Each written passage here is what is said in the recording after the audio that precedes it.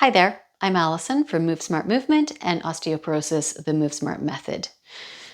Today, we're going to talk about upper back extension.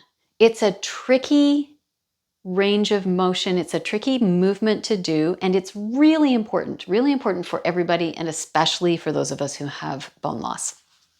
Because the strength in your upper back helps to improve your posture and your alignment, helps to avoid rolling forward, which helps to avoid compression fractures, and it just makes us feel better in the world when we can be more upright with less stress and strain, particularly on your mid and low back. And I'm going to tell you why those two things are so often connected. Many of us are quite closed in through the front of our chest and shoulders because of, computers and phones and driving and all the things we do that kind of round us forward. And your muscles adapt to the shapes that they live in. So these muscles across the front of your chest and shoulders often become shorter. And that makes it even harder to stack upright. And so what happens is our brains are like, yeah, but I don't want to be looking at the ground. I want to look upright. And so we go to the next most available place of motion, which is the mid-back. And so often we end up not feeling great in that mid to low back area when we're overcoming this tension in the front of the chest. And it means less and less are we using our upper back muscles and moving our upper back bones. The spine that lives in your upper back is called your thoracic spine. And we really do want to maintain that connection to thoracic mobility and to upper back strength. So here's what we're going to do. We're going to start with a little assessment. So stack yourself up nice and tall on your chair, and then let your back soften slightly forward. So if you have osteoporosis, this is an okay amount of a little bit of just natural softening. We're not going into active flexion. And then put your hands across the bottom of your ribs so you can feel, right? Feel for the curve of your rib cage. And then don't think about it too much.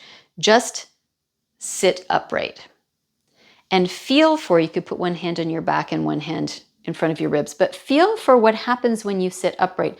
Are you in fact shifting this mid part of your trunk? And most of us, myself included, are going to do that at least some of the time.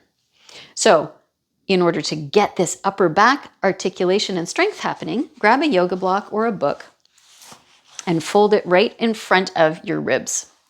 And hold on tight. Take a breath in this slightly rolled forward position.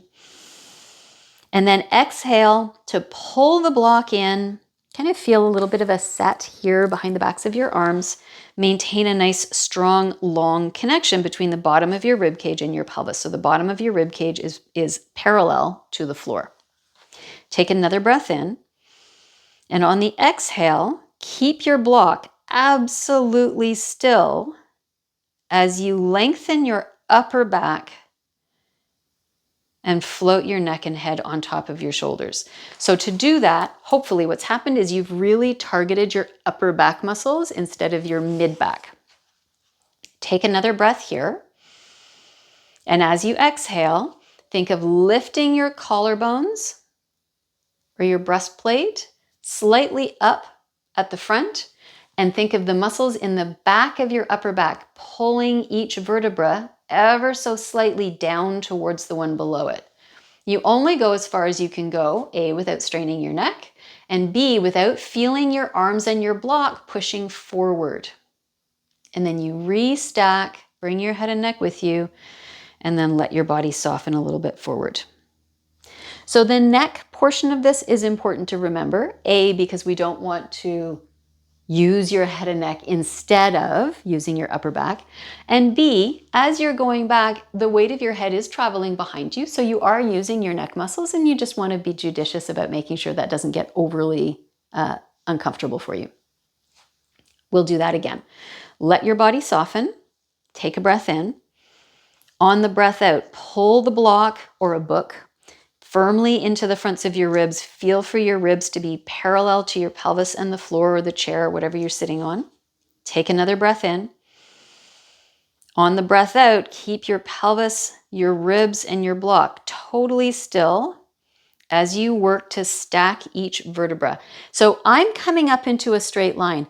You might stop here. You might feel like if you go any farther than this, the only way you can do it is by pushing your block forward. And that's okay. You're going to stop at the place where you feel like your block, your rib cage, is still super stable so that you're not pulling into your lower back to make this happen. So wherever you've stopped on your first step of this, you're going to stop, take a breath in,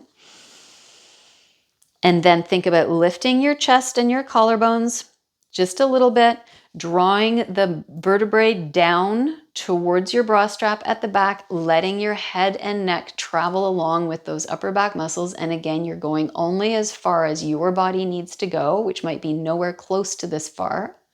And then you reset, let your body soften, and we're going to go one more time. Inhale to stay, exhale, pull the block in, inhale again, exhale, lengthen up through your spine,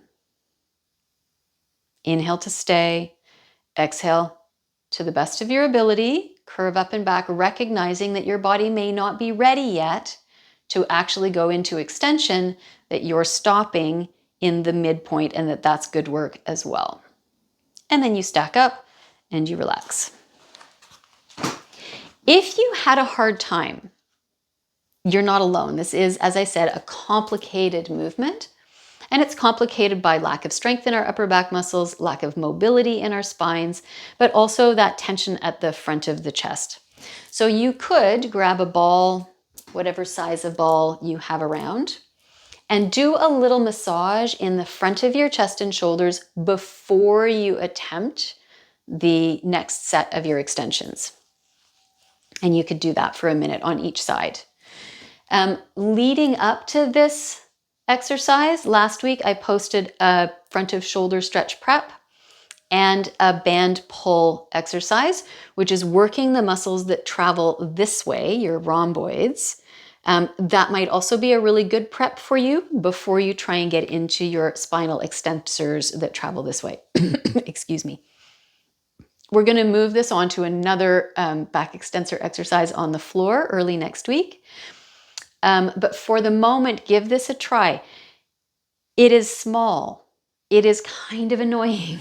It is kind of aggravating to try and find this very tiny, nuanced amount of movement, but it's really worth trying to get it to happen.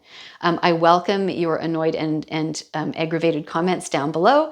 If you have questions, let me know, and we'll just keep refining this until you feel like you've got it. All right, I'll see you in the next one.